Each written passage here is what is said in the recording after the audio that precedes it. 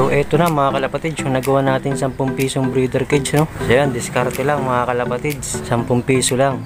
So yan, so try natin mga kalapatids na may kalapati na dyan sa loob, no? So yan mga kalapatids, so may laman na, nakakaparis lang yan.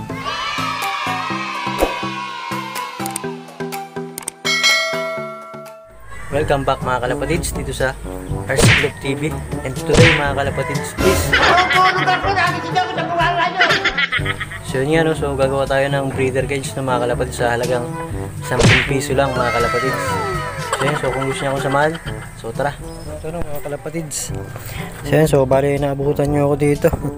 Ginagawa ko kasi ito mga kalapatids, ano? Nilagyan ko ng steel matting itong nabili natin na ano, pwedeng pang breeder cage, no? So nabili ko lang ulit ito mga kalapatids sa palengke. Ito yung lagayan ng mga saging, ano? So yan, so binili ko ng halagang 10 piso. Pwede rin na breeder cage pansamantala, no mga kalapatids. So yan, hindi totoo yan.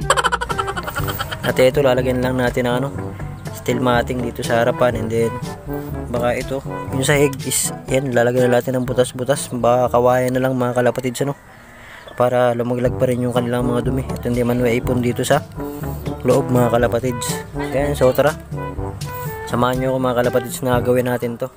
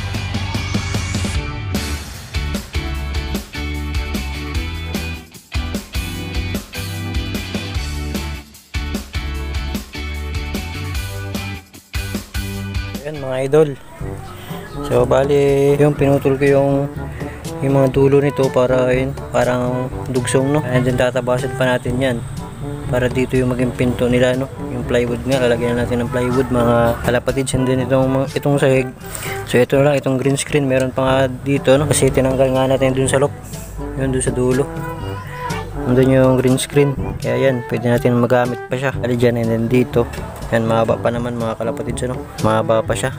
So yan, so tara, tanggalin na natin itong sahig. Ito pala muna mga kalapatids, putulin muna natin to, ano? Para yan, masunod na natin itong sahig.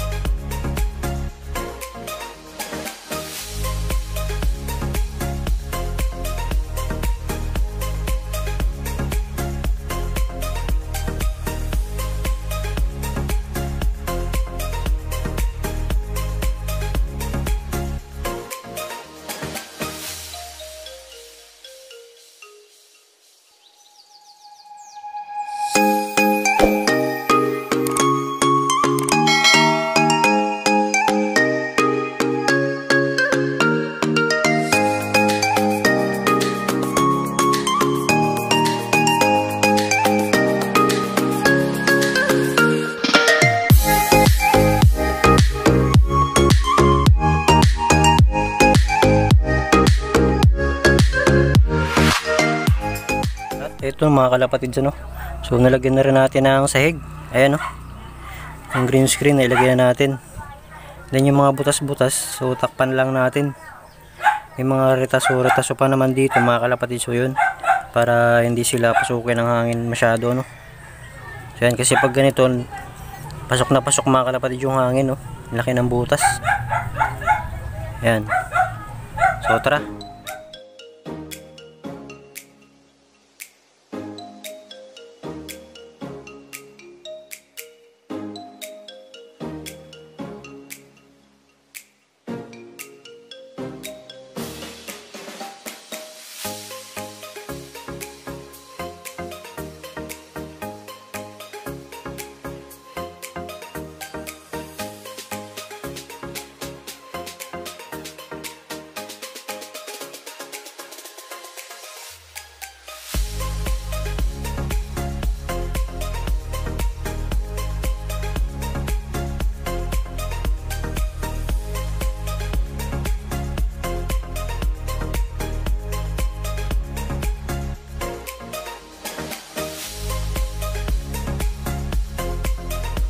At ito no mga kalapatids, so yan, bali napako ko na yung plywood mga kalapatids dun sa likod no, dingding sa likod, and then yung dingding dito sa side is huwag na natin tanggalin no, okay lang naman yan. And then ito, nilagyan ko na rin siya ng bubong, tapos medyo tinestaasan ko dito sa parteng unahan no mga kalapatids, para yung tulo ng tubig kung umuulan is lalagpak dun sa kabila no mga kalapatids. So yan,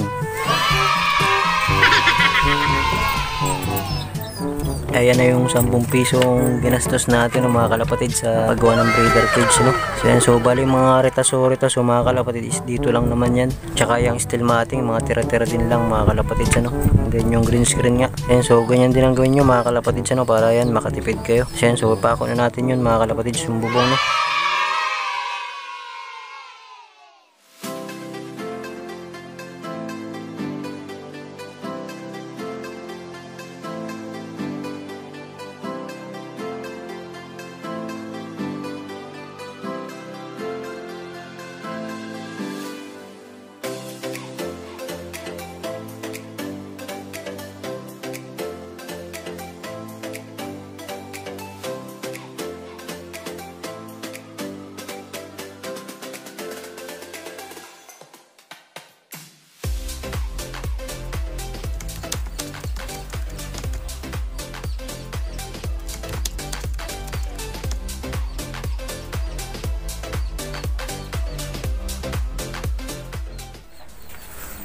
So eto mga kalapatid dyan, bali yan, nalagyan natin ng pinto.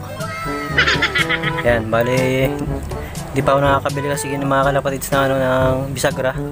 Kaya ito muna nilagay ko no. Yan, itong wire na plastic wire kabila mga kalapatid dyan. So yan, so bali pinturahan naman natin mga kalapatid. So bali ang gagamit natin pintura, ang kulay is kulay puti ano mga kalapatid. So ito na yung pintura natin, may tira pang konti dito sa ginamit ni tatay mga kalapatids. Yan o. So kung napansin niyo kanina pa ako may hawak na toothbrush na mga kalapatids. So ito gagamitin natin sa pagpinta, dahil wala pa tayong brush. Yung brush namin is naupod na no. So yun, namiskarte na lang ulit ako. Hindi na kasi ito ginagamit, kaya ito na lang gamitin muna natin. So tara.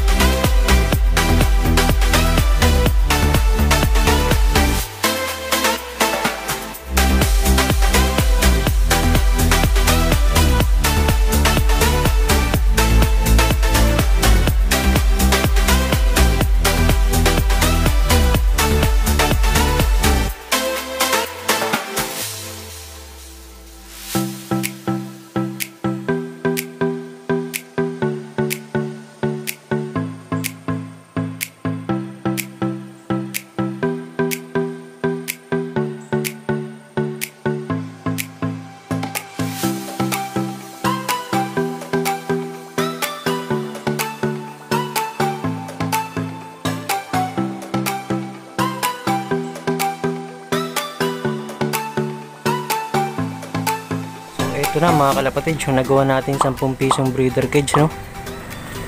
So yan, diskarte lang mga kalapatids. 10 piso lang. So yan. So nakatapos din tayo mga kalapatids sa paggawa ng breeder cage, no? So yan, so ganun lang mga kalapatids, no? So yan, so hanggang dito lang muna itong video na to mga kalapatids. So sana nakatulong sa inyo, no? So gayahin nyo lang mga kalapatids, no?